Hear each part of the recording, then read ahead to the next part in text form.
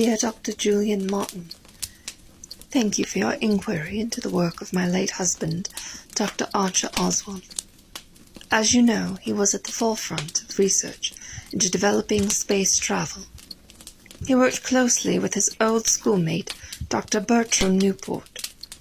Together, they formed a think tank for the purposes of creating the first manned expedition to space.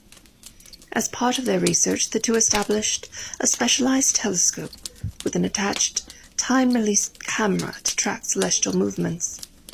Consulting with his notes from that time, they held the belief that by placing the telescope at the South Pole by the beginning of January, they would be able to capture what they predicted to be a unique comet event, what is now known as the Great Southern Comet of 1887. Dr. Newport and Dr. Oswald mutually agreed that Dr. Oswald would undertake the expedition to the South Pole, as Dr. Newport was of a weaker constitution. Unfortunately, as you know, Dr. Oswald and his team were lost, and it is not known if they were successful in their mission to install the telescope.